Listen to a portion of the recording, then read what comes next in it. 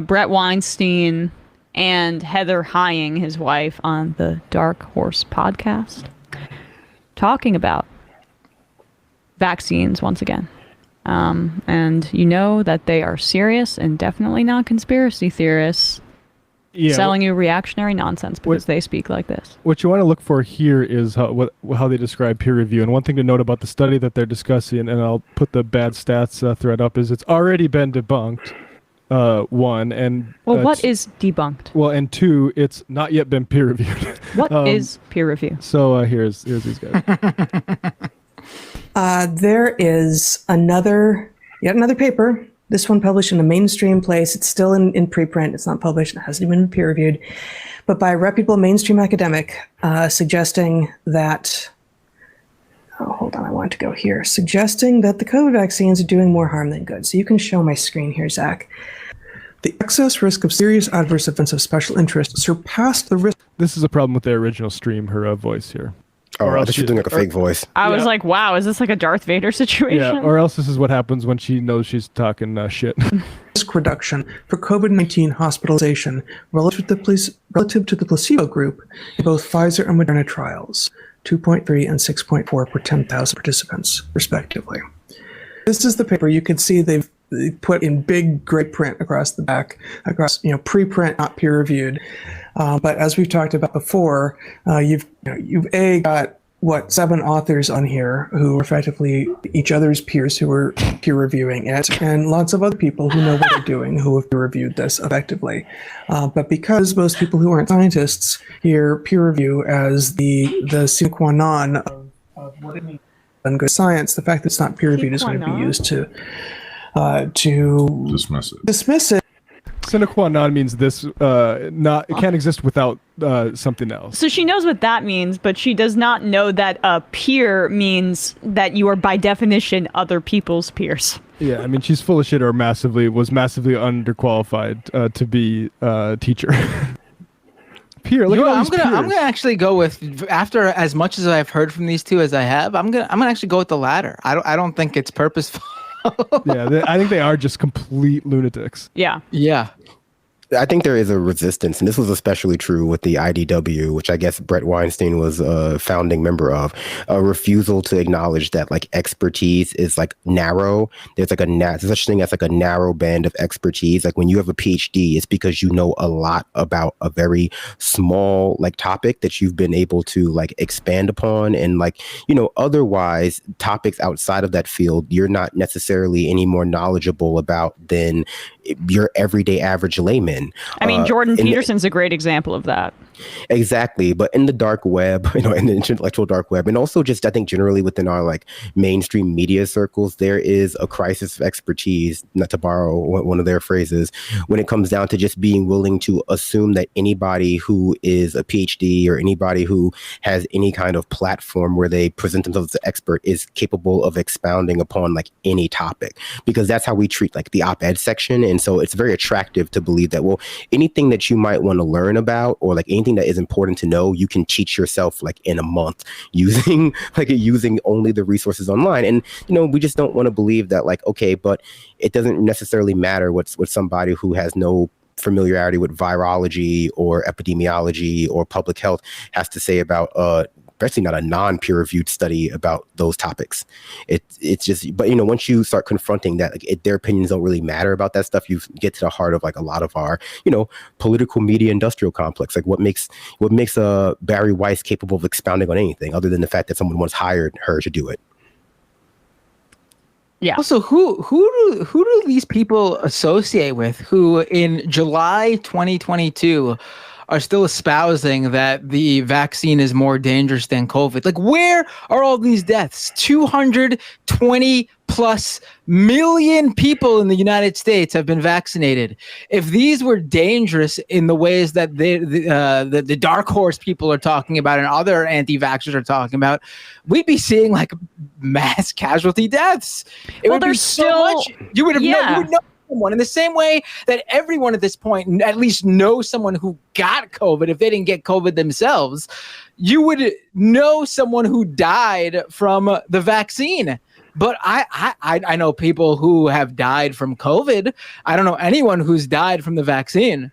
Well, the reason that they're able to maintain their position is because they essentially, is my understanding, and I'm not a regular Dark Horse listener, but they contend that the either there's lies happening about the deaths, or that the effects of the vaccine are so scary and terrifying that there's some sort of delay and we won't know the full scale and scope of the effects on the human population until years from now, which is a position that allows them to speculate wildly and maintain like a fear-based narrative that draws an audience in that's divergent from mainstream thought, and then it feeds into people's narcissism. That is like what the whole anti-vax, stuff and the influencers online about this really are tapping into with their audience, is this desire to have a narrative that is outside of the mainstream that makes you feel special and validates your choices that are, inherently fear-based. I would point people towards this bad stats thread for a more thorough debunking of this. But I mean, what Emma said is right.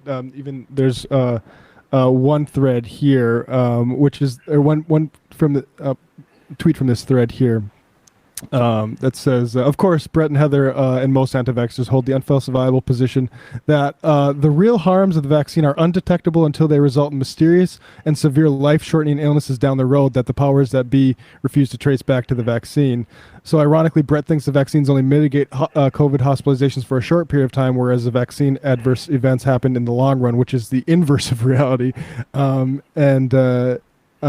and then they make other BS claims about, Heather talks about how there's no evidence that COVID decreases your likelihood of severe diseases. Of course, that is wrong. So these are just liars, and it's a beautiful victory for free speech. I'm told by people like Matt Taibbi that they're allowed to continue lying about this stuff and killing their audience. And I just think like we should put a flag down for free speech here. Well, I was going to say, not to put a little bit of not play devil's advocate, but you said there's no evidence, but there are lots of videos on Instagram of British nurses shaking their camera wildly to prove that they've had some adverse effect of the vaccination. I don't know where they've all gone. Like there's a peak of those that they've all sort of been disappeared. They were always British, always nurses, but that's just part of the scam. But I think Bret and Heather are good examples of a society, which we are, where like people know that science is necessary to make arguments, to make compelling arguments, but we don't really have a good science literacy. And not just not having good science literacy, our political media and education apparatus doesn't really teach people critical thinking very well. So like when you get into these kinds of backs and forth with like people on the other side of what they consider to be like a scientific position, they just want to debate like pseudoscience with you. They want to like point to anomalous effects or like, one or two incidents and imply that there must be a pattern here, even though it hasn't been identified by anyone who's doing real science, because they've recognized it. And I think as a society, very, very often enable that within our public officials and our public speakers, that they can just like expound endlessly about like anomalous events as though there are like patterns of behavior, and any evidence they provide is, equally weighted regardless of whether or not it's one scientist versus 100 or 1,000 or 1,000,000.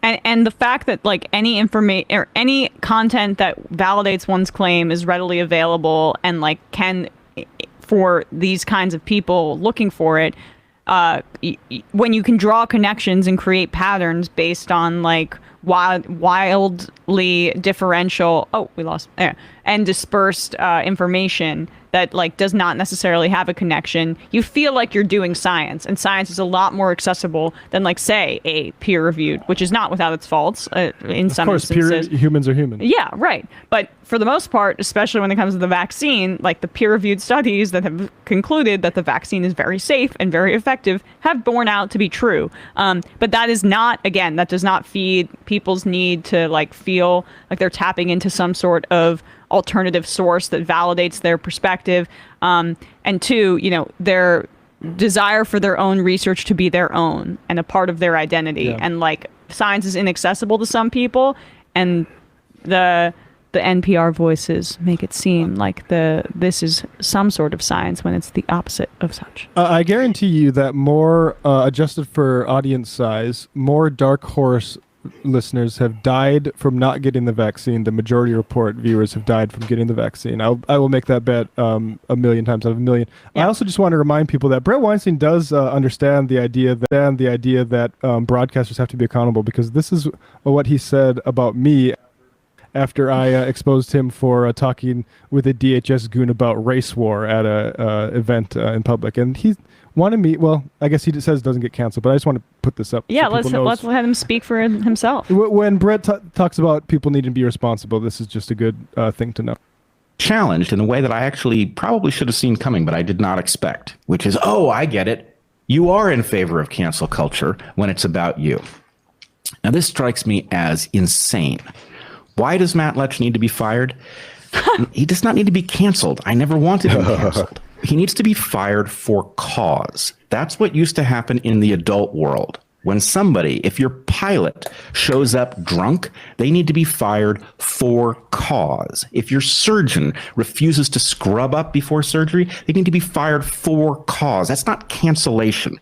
This person does not belong in journalism. And if he just made an error, if you make an error, you've got to be fired in the adult world. Right back at you, Bret.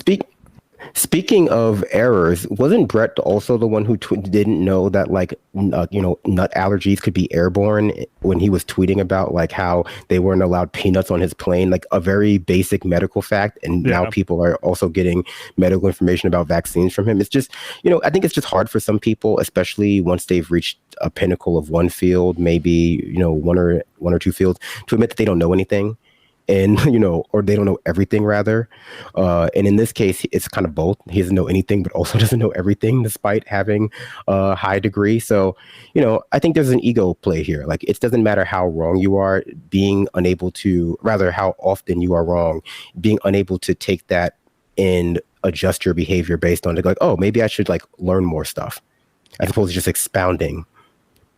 All right, we're going to take one more really quick call. This is the final call of the day. You got to be quick.